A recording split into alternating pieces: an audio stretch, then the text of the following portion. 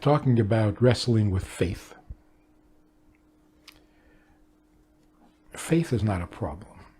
Everything, I don't believe that. How am I supposed to believe that? Or I wish I could believe, but I don't believe. Belief is not the issue. The issue is, what do we know for sure is true, and therefore whether you believe it or not doesn't make any difference because it's true anyway. In other words, if there is something that we know is true, we should trust it and believe in it and be devoted to it. But don't begin with believing something. What is belief, as opposed to intelligent conclusion? How do you explain the difference? Belief means you accept what you're told without understanding it, without questioning it. And what is safe to believe? Nothing. So where does... Here's the point. Everybody thinks that religion begins with faith. And maybe that's true for religion. But we're not trying to be religious here. We're trying to be intelligent, right? Mm-hmm. So Rambam begins with the first instruction. It is your obligation to know the Creator. Don't believe it. And this is Yiddishkeit? Yes. So not a religion. Right. So Yiddishkeit is based on an intelligent conclusion. Right. And that's the greatness of Avraham. Others had experience with God. Adam and Chava had an interesting experience with God. Noach had a project they worked together on. But imagine you're Noach. And God talks to you and you know for sure that God is real. Are you sure there's no other God? No. It's an experience. Yeah. So you experience something very holy, very...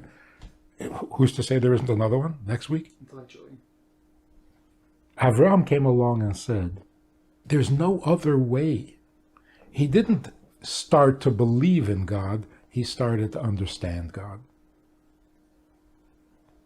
So, Hikir Avraham as Beirei, he didn't believe like Noach. He recognized. In other words, he showed logically how there must be a God and there can't be two gods and God has to be whatever, infinite, and so on and so forth. So Chabad began with Avraham.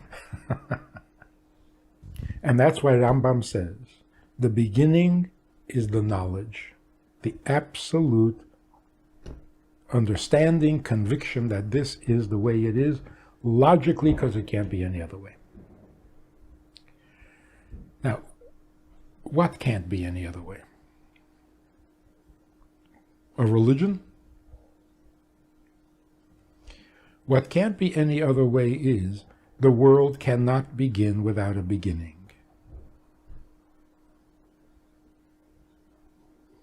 Where is the beginning?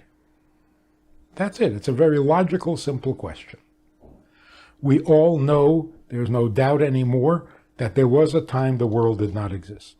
There were no planets, there were no stars, there were no nothing. There was nothing. Okay, what happened? The best science can come up with so far is that there was an explosion. What exploded? People say the problem with that theory is you're not explaining where the original substances came from. There were gases, there were particles, they exploded. Where did they come from? That's not the biggest problem. The big problem, which scientists don't want to deal with, but they're going to have to, the question is not what happened. The question is why. If in the beginning there was no physical universe, why did anything happen? There was this guy on the radio talking about intelligent design. You can't explain the existence of stuff on the world without believing in God. And somebody called the radio station and said, do you know that people used to believe in God because of thunder? How else do you explain thunder? Who could make a sound like that? Only God. So because they heard thunder, they were convinced there's a God. Then they found out what thunder is. Right now, we don't understand, for example, how human blood came into existence, because you can't put it together piece by piece. So evolving won't create human blood. So the only explanation is God created the world. So this guy who called in said, you're doing the same thing. You don't know how blood can come into existence, so wait until next week, you'll figure it out. How does that prove there's a God? So let's back up. First of all, what do we mean by God? If somebody says, what gives God the right to intervene in my life? Interesting. Intervene. I have a life, I exist, and he comes and intervenes. Then he's not God. That's like saying, how dare genetic stuff interfere in my life? Genetic stuff is your life. I don't need this genetic stuff messing me up. Yeah, you do.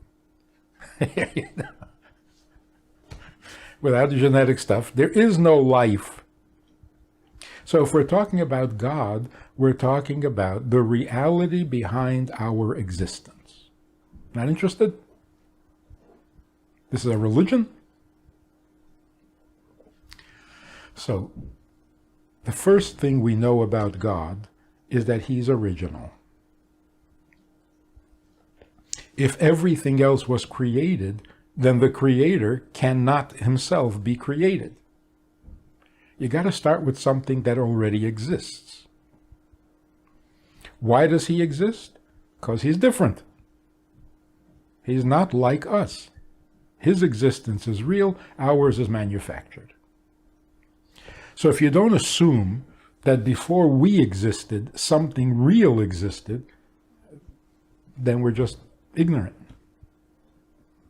Then we don't understand this world, we don't understand anything about ourselves, we know nothing. So it is completely compelling and logical that in the beginning there was something that didn't need to be created. You can take it back 16 billion years, 100 billion years. That's not the point. Somewhere, something was real. Because we are not. Meaning, we're not real by the fact that we needed to be created. We are manufactured. It's logically a logical conclusion based on the fact that we didn't always exist. The world? Mm-hmm.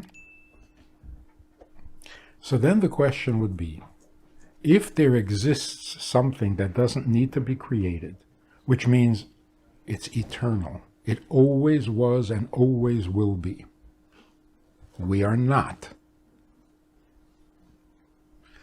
If there is something that always was and always will be, why would he create the world?